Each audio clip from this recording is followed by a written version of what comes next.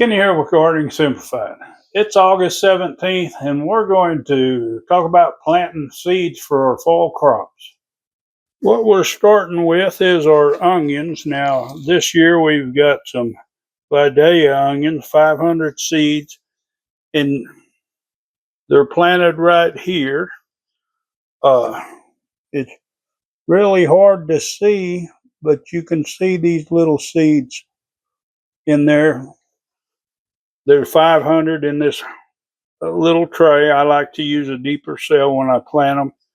What I'm going to do now is cover these with perlite, and then I'm going to plant some more onion seeds. Now, a lot of you just go down to the big box store somewhere or your farm supply and you buy your onion sets.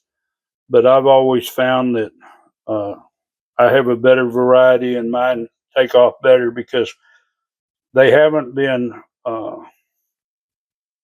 grown and then the roots cut off and them clip down and they dry out some. These have, whenever I put them in a lot smaller than the ones you would buy, but they take off a lot quicker. I have less of a problem with them bolting because they don't have that shock from kind of drying out and making them think that their cycle's starting over. So I think it's a good idea. I grow all my plants from seeds, except for a few herbs that I have a problem germinating. But if you're going to grow onions, it takes 8 to 10 weeks. If you're using commercial fertilizers, you can probably cut the time down, but I don't recommend it. You can grow them just as well with organic fertilizers. Give them some fish emulsion or something, get them to really get a good start. But what I'm going to do now is cover these with perlite, and then I'm going to go to my next batch of seeds.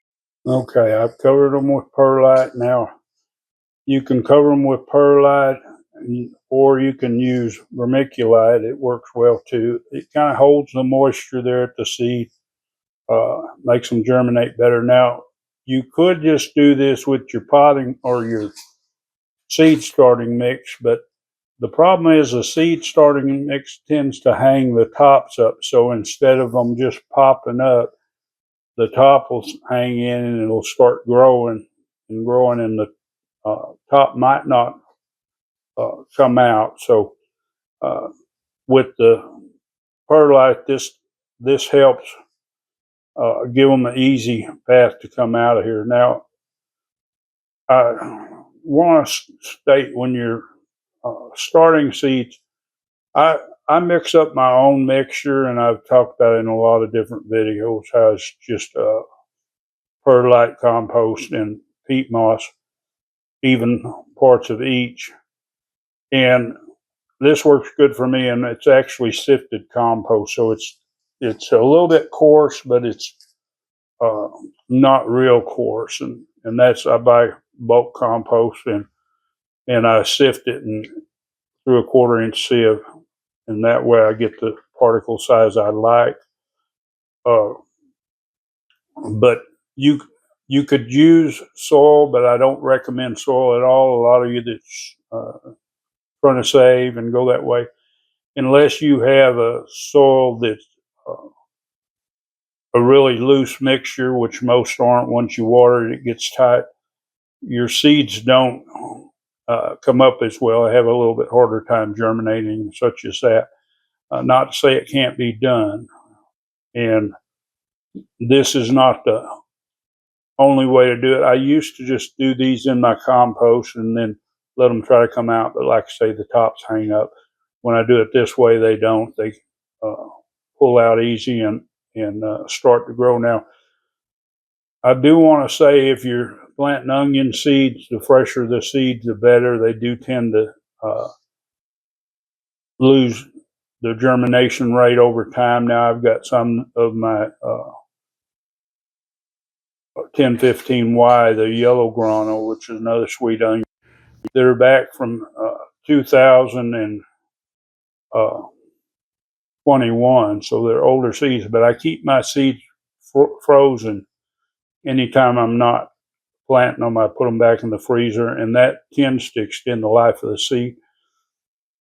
So that is one possibility. But no, if you're going to plant these and you've got their seeds and they don't germinate, you could lose a week of time waiting for these. I want to encourage any of you that have questions, that you're new to gardening or something, please take time to ask them in the comments. I'll answer them as best I can. But anyway, we're going to get the rest of our onion seeds planted. One other thing I want to mention is when you get your seed starting mix, make sure you pre-moisten it.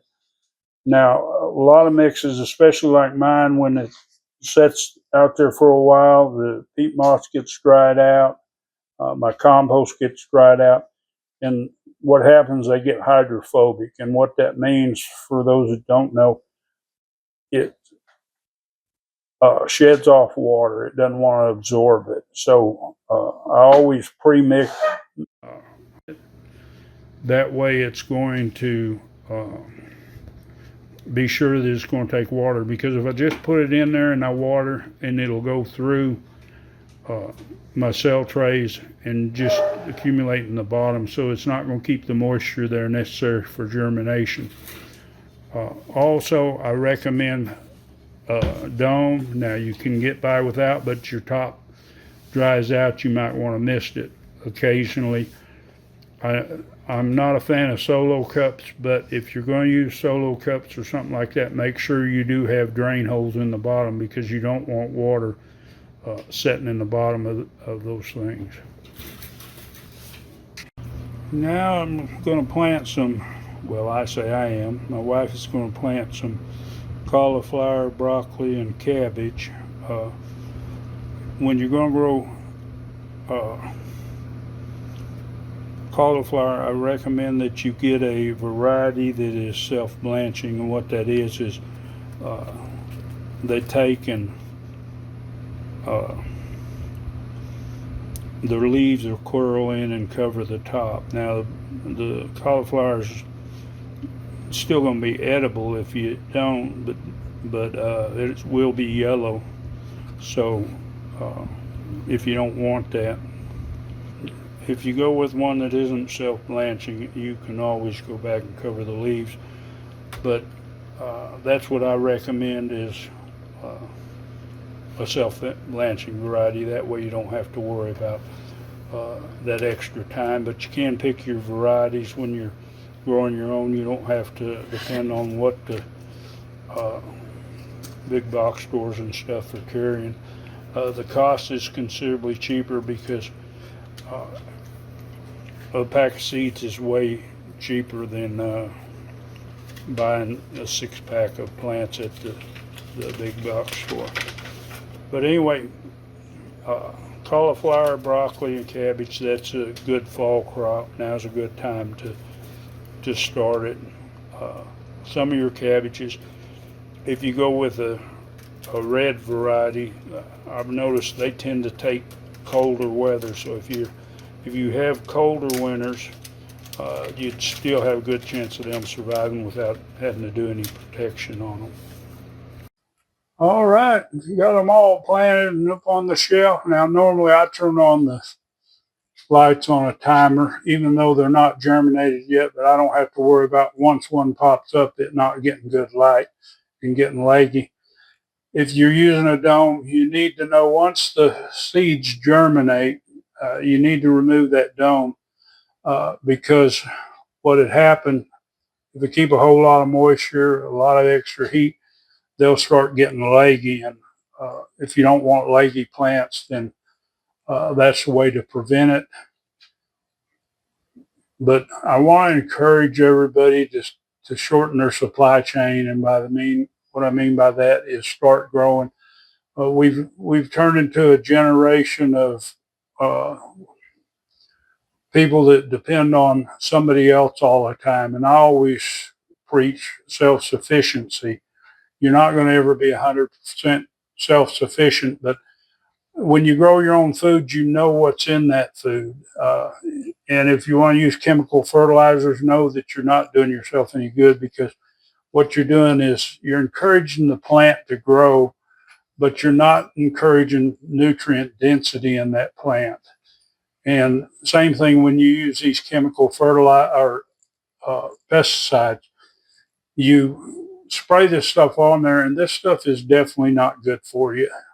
There's some organic approved ones, and they might not be quite as bad for you that they get approved for organic, but any pesticide you have to use is uh, not good for your body. So when you grow your own food, you know what's sprayed on there. There's not some chemicals to keep it fresh. You don't have a variety that you're growing that's got a long shelf life or so it can sit in the store without spoiling. You have good nutrient dense food.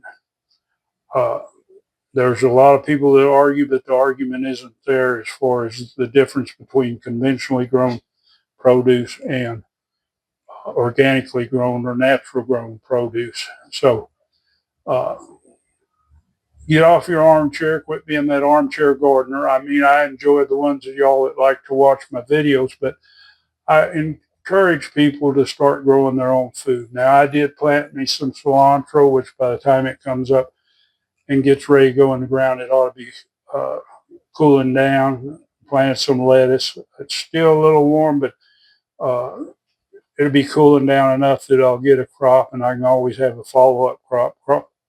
Crops like lettuce do real good in cool weather or cold weather. I think a lot of them good down to like 5 degrees. It might uh, freeze the tips of them some, but the plant will keep going. But take the time to learn more. I mean, I try to teach as much as I can, but take the time to learn more about your vegetables, the time that it takes from growing them to harvest, and uh, which ones are good in your area. Know your seasons, know when it's going to frost, know when it's going to freeze, or approximately. I know we can't know that 100%. Now I am going to go out and I'm going to try to grow some green beans. I'm a couple weeks behind, but it's not going to hurt to put the seed in the ground and hopefully get a crop. That and some more cucumbers and yellow squash. I'll probably do that tomorrow. Hopefully tomorrow does come. But anyway, I hope you enjoyed this video. I hope you learned something from it, and I hope you got some encouragement to start growing some of your own food. And if you want to see more content like this, of course, hit that subscribe, hit the bell, select all, give it a big thumbs up, and share this video. It really helps my channel. Enjoy that gardening experience.